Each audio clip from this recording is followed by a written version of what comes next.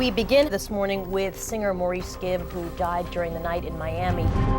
Maurice Gibb was one-third of global megaband the Bee Gees. In a career spanning 4 decades, the Bee Gees sold over 220 million records. They were best known for their disco classics, high-pitched singing voices, and boufant hairstyles. We always call ourselves triplets, just something went wrong with Barry, you know. While his brothers sang lead vocals, Maurice was the hidden talent that held the band together. Barry was the brains behind the band. Maurice was the musical director. He just had a sense of how the sound should fit together. But on Wednesday, January 8th, 2003, Maurice Gibb collapsed in agony at his Miami home. He died 4 days later at the age of just 53. Maurice Gibb's death came out of nowhere. According to those around him, he was a fit and healthy guy. It was a normal day. He was normal. He didn't look sick. Why Maurice went from healthy to collapse to death in 4 days is a mystery. I intend to determine exactly what happened to him in those final days that led to his death.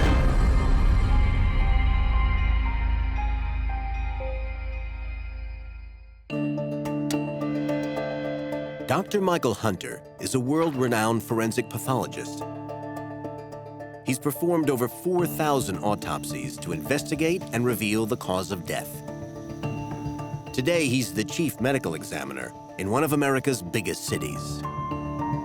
This is the autopsy report for Maurice Gibb of the Bee Gees. And from the information within this concise report, I can build a picture of the final days, hours, and minutes of his life.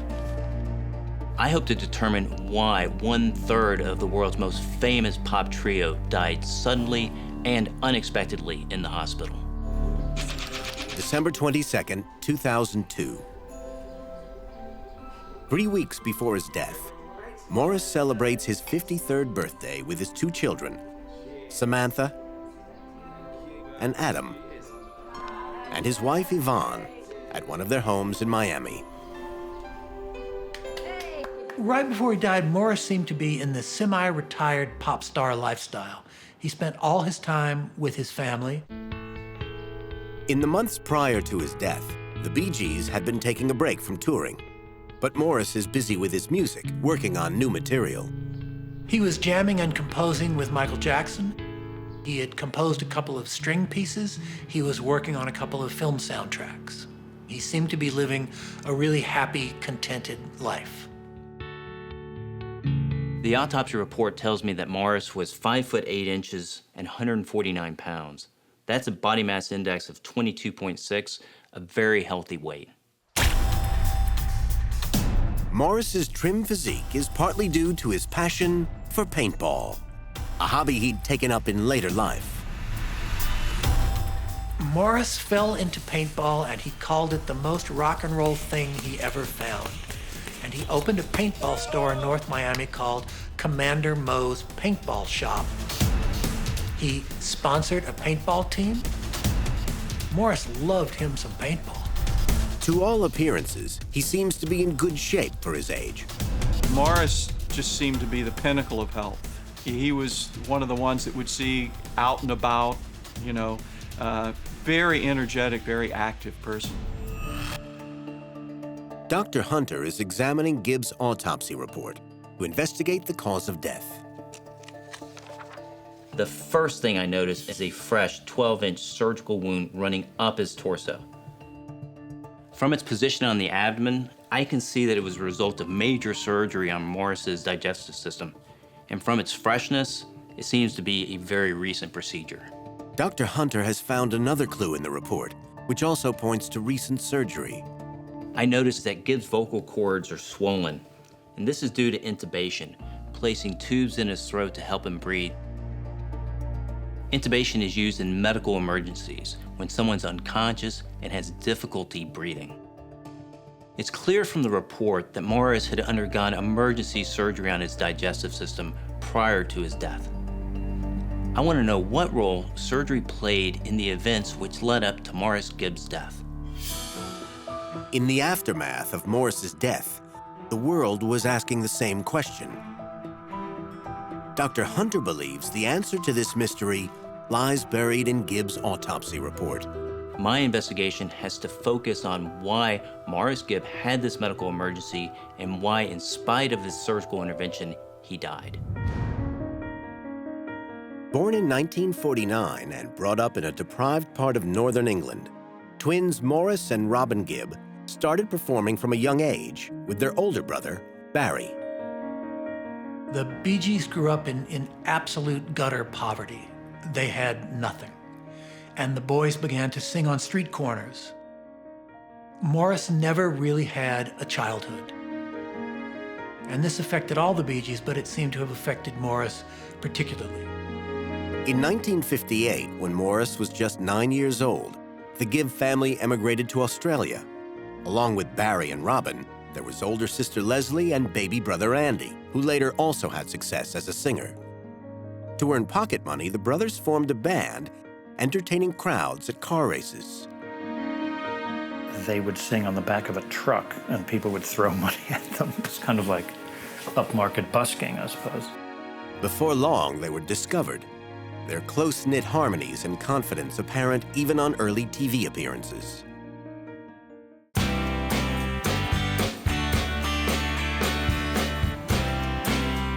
They called themselves the Bee Gees, short for Brothers Gibb, and soon started racking up hits. They actually were something of quality other than just a novelty act, these three little kids.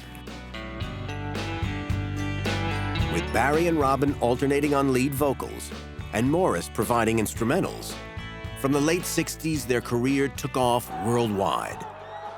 In 1977, the Bee Gees' music provided the perfect soundtrack for John Travolta's disco dancing in the film Saturday Night Fever. This was the best-selling soundtrack album in the world for the next 15 years and propelled the Bee Gees to superstardom. They could never have dreamed that Night Fever and Staying Alive and How Deep Is Your Love would be such huge number ones. Wednesday, January 8th, 2003, 2 p.m. Stadium Diner, Miami Beach, Florida. 4 days before his death, Maurice arrives for lunch with his family. It was like a dream. I mean, Maurice right here in our little diner and enjoying his food and being nice with all of us and introducing himself and being very friendly with everybody. He was a very warm person. This is one of Maurice's favorite haunts, a place he feels he can escape the limelight and just melt into the background. He would always have a veggie omelet. He would like it sauteed in the pan. He'd like it cooked on the grill, and he'd have hash browns. And he would always pretty much eat the same thing. Dr. Hunter has found something in the report, which reveals why Gibb was cautious about his diet. I noticed in the autopsy report that Maurice is allergic to strawberries. That's an unusual and potentially lethal allergy. But I see he has no evidence that he's eaten strawberries, and I'd imagine he was very careful to avoid them. Not long into the meal, Maurice starts complaining about pains in his stomach. But he's discreet and ignores the discomfort. Gibb's stomach pain is the first sign that there's something going wrong with his digestive system, and there are a lot of possible causes that we need to consider. The most obvious reason is food poisoning, but this rarely results in major abdominal surgery. It usually causes nausea and vomiting, and there was no report of Maurice being sick, so I think we can rule that out. It was a normal day. He was normal. He didn't look sick. Whatever is troubling Maurice Gibb seems to pass, and he and his family finish their meal. Knowing that Gibb will soon undergo emergency surgery, the pain he was suffering in the diner is a warning sign.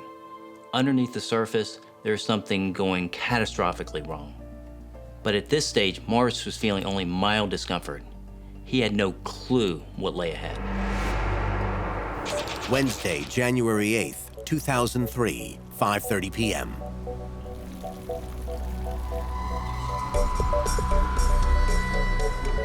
The Gibbs are home from the diner.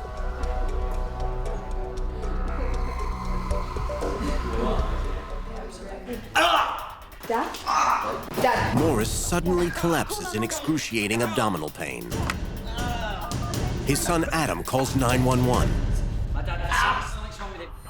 Two conditions that can cause this instantly spring to mind: appendicitis and peptic ulcer. A peptic ulcer can be a very nasty condition, causing severe stomach pain and internal bleeding.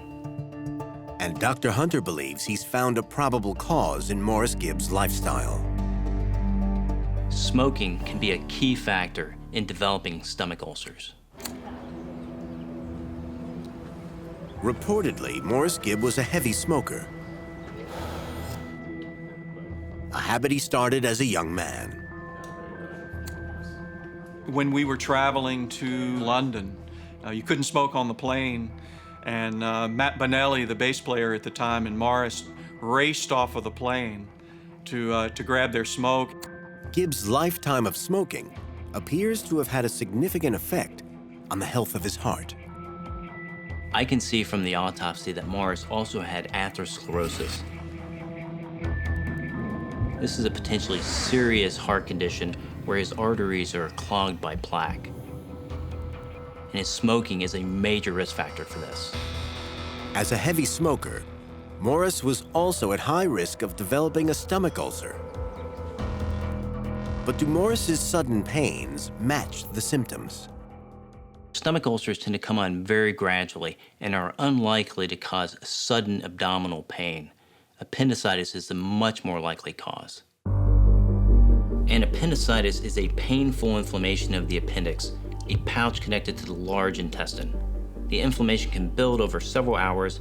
If it's not removed quickly, the appendix can burst with life-threatening complications. Could a burst appendix have been what was causing Morris such agonizing pain?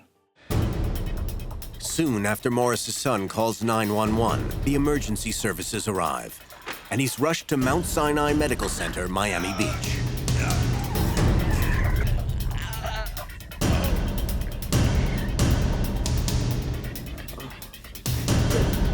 Doctors are trying to work out the underlying cause. I've investigated and dismissed the most obvious causes such as food poisoning, allergies, and peptic ulcer. And appendicitis is another possibility, but there's nothing in the autopsy report that suggests this was an issue. But Dr. Hunter has found new clues in Gibb's toxicology report. It suggests he was using illicit drugs. The toxicology report notes that there were cannabinoids in Gibb's urine. And this tells me that he had recently used marijuana. Back in their heyday, Morris and his BG brothers lived the rock and roll lifestyle to the full. The 70s were a crazy time. If I'd been in the band back then, at this point I might be dead or in jail.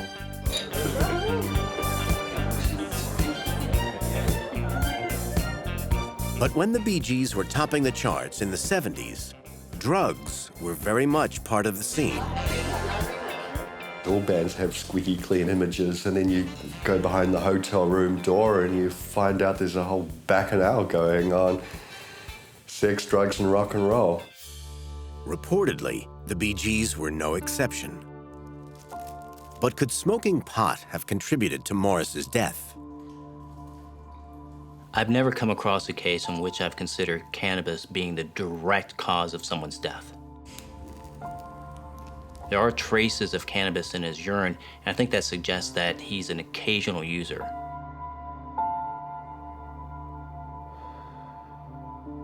But often, cannabis can be considered a gateway drug.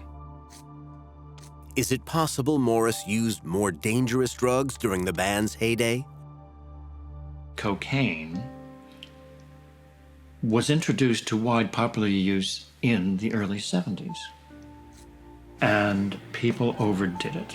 You didn't know what was a safe dose, what could lead to psychosis, what could lead to death. cocaine played a significant role in the life and death of the Bee Gees' younger brother, Andy. With his trademark Gibb falsetto, Andy had a successful solo career with hits such as Shadow Dancing. He was born 9 years after Maurice, but never joined the Bee Gees. Yet as a solo artist, he racked up 6 top 10 singles in the US. But Andy also battled a drug addiction and died in 1988. Andy Gibb could not handle what came along with being a famous Gibb brother. You know, he had a terrible cocaine addiction, and he got clean, but he died of a heart attack. Andy's official cause of death was an infection of the heart. Years of cocaine abuse weakened his immune system, making his heart more susceptible to disease. Could Maurice have shared his brother's coke habit, and could it have contributed to his death? Of course, one's decision to take drugs is an individual choice. There's a school of thought that suggests that, you know, you're genetically predisposed to the way that you deal around drugs. So how addicted you become, the effects they have on you. Maurice was open about the fact he'd briefly tried cocaine in the past. He did cocaine for about 6 months in the late 70s, and to his credit, he said, I can't do this anymore. The autopsy report doesn't show any trace of cocaine or its breakdown product. And these can stay in your system for many days, so it's pretty clear to me that he wasn't using cocaine around the time of his death.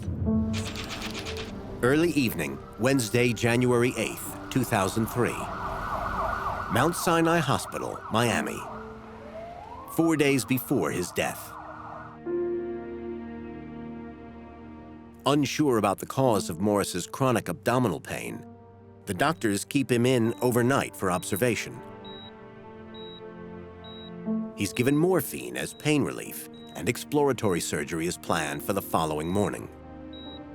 Having ruled out illegal narcotics, Dr. Hunter is now considering a different type of addiction. There is another drug that can be fatally toxic if taken to excess. It can affect many different organ systems, including that of the stomach and the liver.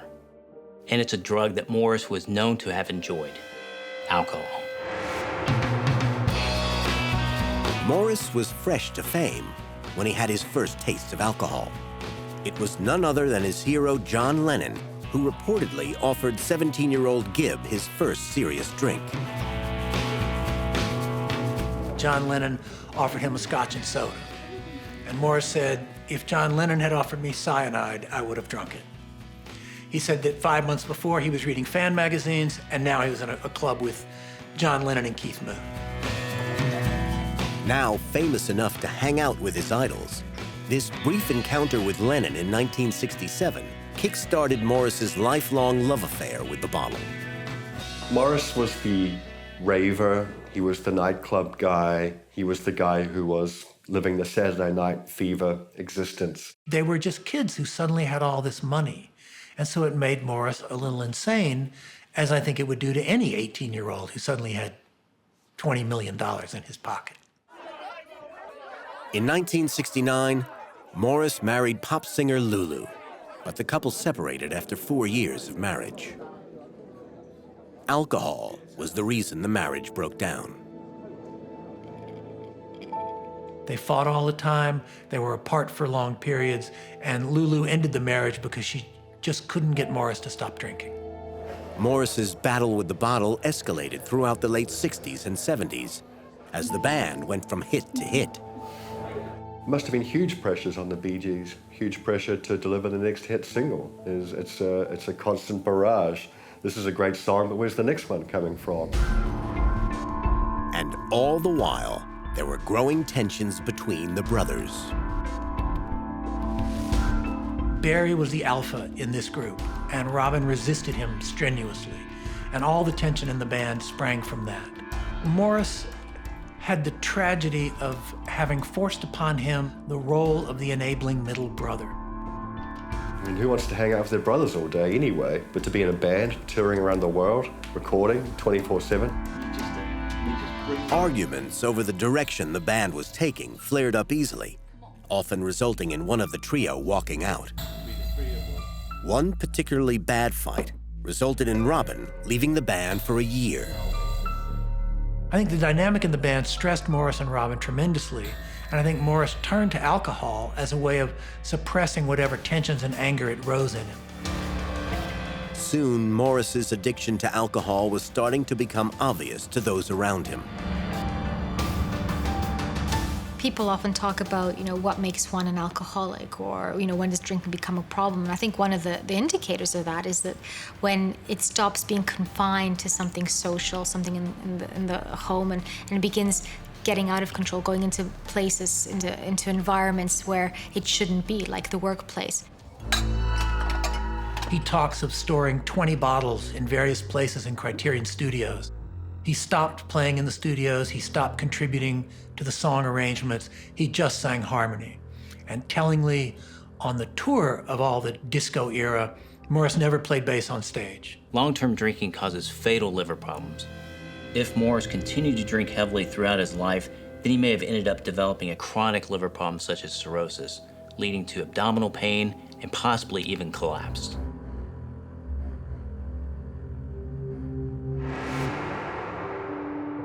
With the help of his second wife, Yvonne, who he married in 1975, Maurice managed for a time to control his drinking.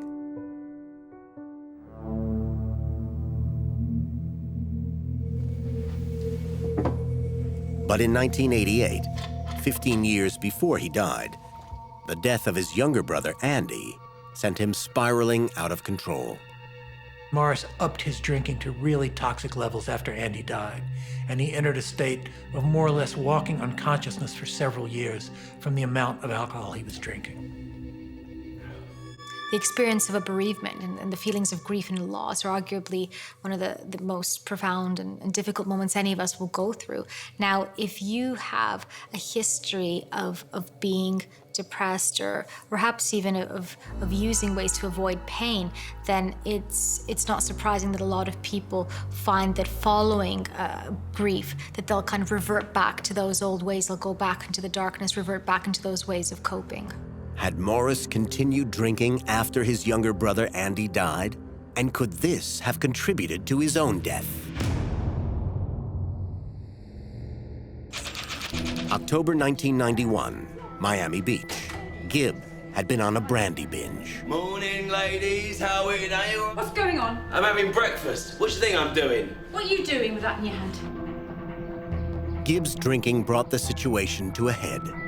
Sam, go get your bag. Maurice's wife decided she was sick of his drinking. I've had enough. I'm leaving. All you've done I don't think so. to help me along the way. In his inebriated state, Maurice lost control and pulled a loaded gun on his family. Put the gun. I don't want to put it down. Leave her out of it. Just leave your mum alone. Fearful for their lives, Yvonne fled with the children.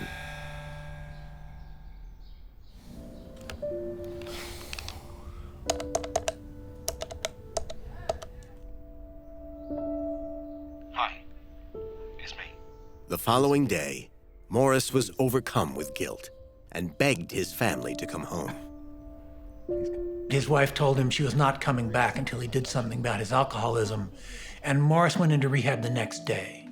And I think that speaks to his devotion to his family and his understanding that he had a problem.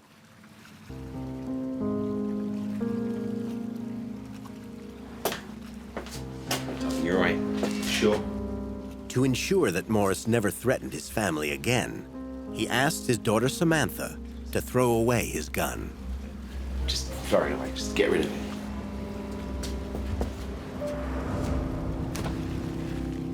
Hello, everybody. I'm Maurice, and I'm an alcoholic. Hello, Maurice. Thank you. Maurice became dedicated to his sobriety.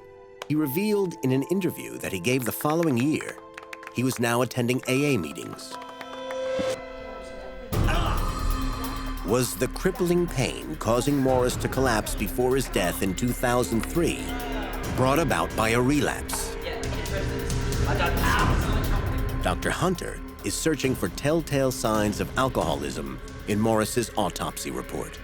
If Maurice had fallen off the wagon and was drinking heavily in the weeks and months prior to his death, the evidence of that would be in the liver. The liver filters toxins from blood.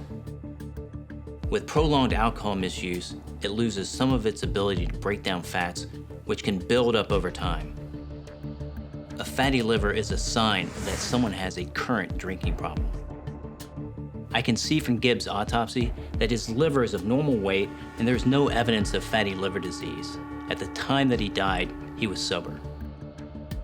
But I'm interested to see whether his early excessive drinking led to more severe liver damage, possibly the root of his abdominal pain. Even though Maurice gave up drinking in later life, his excessive alcohol consumption as a younger man could have caused irreversible scarring to his liver, a condition called cirrhosis. Cirrhosis affects the liver's ability to function, is irreversible, and can lead to death.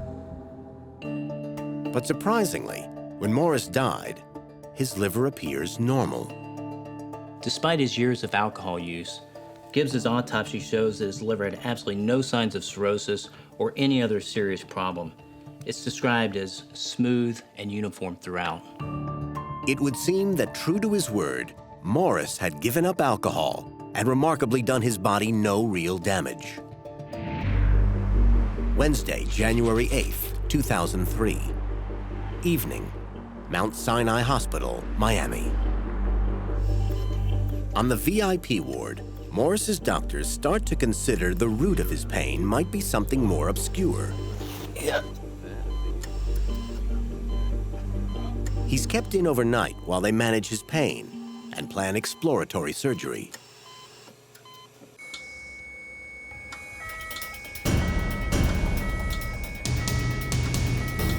But around 4 a.m. on Thursday, January 9th, Maurice Gibb goes into cardiac arrest. We can call someone. Get us someone to come. Come on. Dad.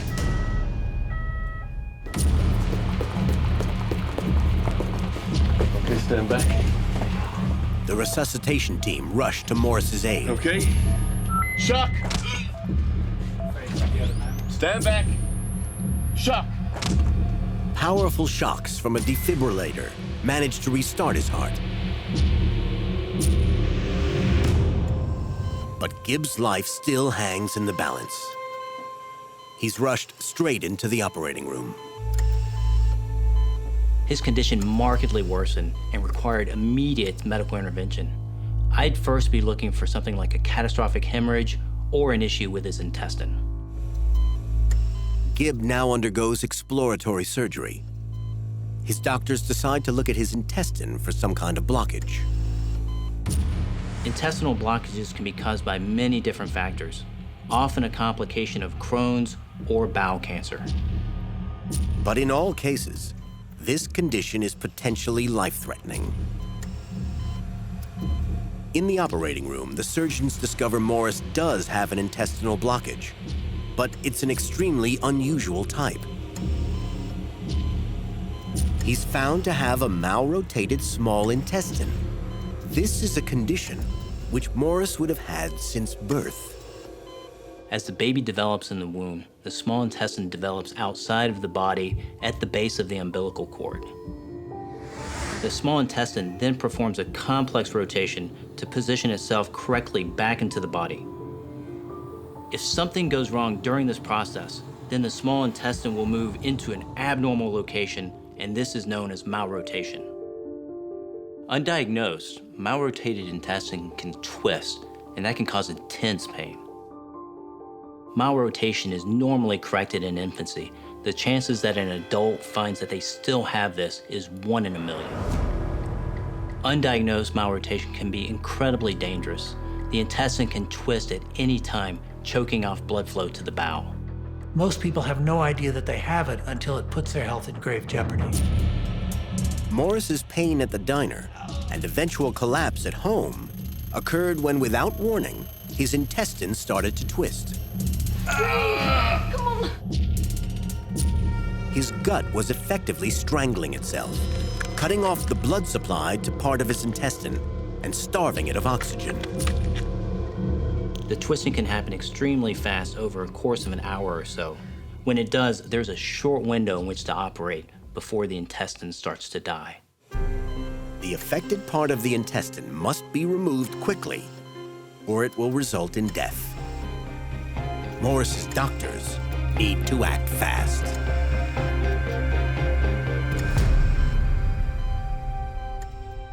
When the intestine dies, it can't recover, and if it's not removed quickly, that will lead to fatal consequences.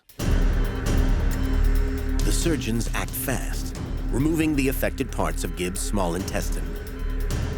With this underlying problem resolved, Maurice's abdomen is sewn up and he's sent to the recovery room. It is perfectly feasible to live without part of your intestine. The healthy ends can be sewn back together and you can live a perfectly normal life. Friday, January 10th, 2003.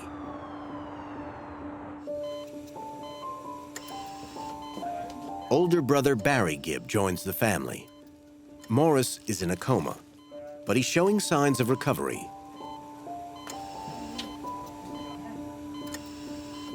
There are even reports that he wiggles his toes and squeezes his daughter's hand. A hospital spokesperson announces that Maurice is in a critical but stable condition. Over in the UK, his twin brother Robin is confident things are looking up. It's stable, it's critical but stable, and we've got our fingers crossed. That's the latest update. Maurice's progress over the next 72 hours is closely monitored. And his family still believe he's showing signs of improvement. Saturday, January 11th, 2003, late afternoon. 2 days after the emergency surgery, Robin Gibb arrives from the UK. Hopeful that Maurice will soon come out of his coma, Robin joins Barry and Maurice's family in a bedside vigil. All they can do is wait and hope he'll recover.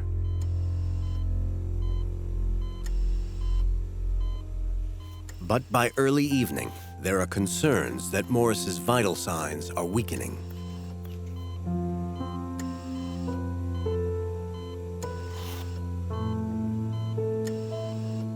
Around 11 p.m., the doctors tell the family that Maurice is showing little brain activity and is only being kept alive artificially. They now make the heartbreaking decision to switch off the life support machine. At 10 minutes past midnight on Sunday, January 12th, Maurice Gibb dies.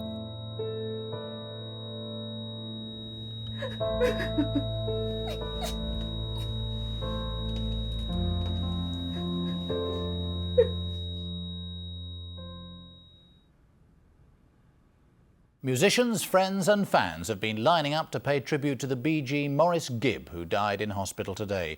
He was just 53. A customer told me before I even heard it on the radio that did you hear that Maurice passed? It was total shock. I really thought Maurice would be the one in the Bee Gees who would last the longest. And suddenly one of our favorite musical acts was over, like that. For the family, of course. An inconceivable tragedy. But forensic pathologist Dr. Hunter believes there's still more to investigate about Gibb's death. There's still a mystery why Maurice actually died. His surgery was successful and he was recovering, but 3 days later, he was dead. The day after Maurice's death, brothers Robin and Barry make angry accusations in news interviews, blaming the hospital. Barry and Robin raised a huge stink in the media and said that he had died because of medical incompetence, and they intended to sue the hospital and the doctors.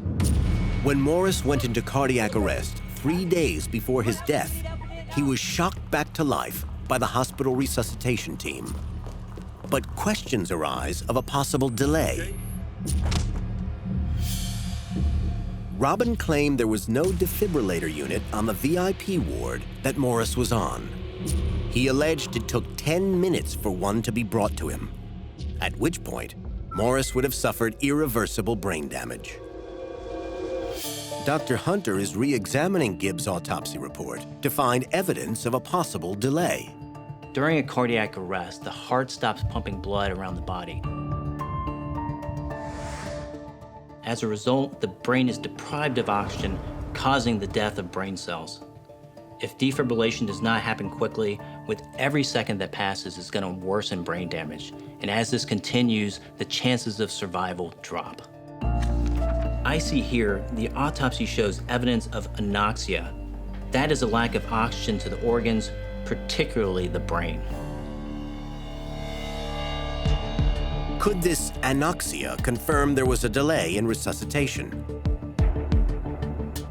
Now Dr. Hunter is pulling together all the separate strands of his investigation and believes he has found the real reason for Maurice Gibb's death. I think Gibb's entire body shut down, and I now know why. After collapsing with acute abdominal pains, Maurice Gibb of the Bee Gees had life-saving emergency surgery for a twisted intestine. Initial prognosis was good, but on Sunday, January 12, 2003, Maurice died. Maurice's abdominal pain was due to a congenital abnormality, malrotation of the small intestine. This led to twisting of the intestine and strangulation of blood flow to the intestine. Early surgery should have solved the problem, but what went so wrong in Maurice's case? Deep in the autopsy report, Dr. Hunter has found a vital clue. There's a line in the autopsy report that states the distal jejunum and the entire ileum are surgically absent. And these are huge segments of Maurice's gut. This wasn't just one small loop of bowel, this was 4/5 of his entire small intestine. The twist in Gibb's intestines was high up, close to his stomach. The result was that a large section of his gut, almost 16 feet of it, was starved of oxygen and died. When Maurice's gut died, his intestinal wall may have become thinner and possibly even ruptured. Bacteria in his gut, essential in digesting food, leaked out and into his abdominal cavity. Once in the bloodstream, bacteria is extremely toxic. As it spreads through the body, it creates havoc. This is a process called septic shock, and as Maurice's body is fighting back, his blood pressures drop dramatically, and his heart starves for blood flow. Gibb's heart was possibly weakened by atherosclerosis from his smoking, and would have been struggling to pump blood. This led to his sudden cardiac arrest. I also see that Maurice has emphysema, and this is from his many years of smoking, hampering his ability to oxygenate his blood. At the time of his cardiac arrest, Maurice's body was already shutting down. Dr. Hunter believes the anoxia noted in his brain tissue was not down to delayed resuscitation, but to the septic shock.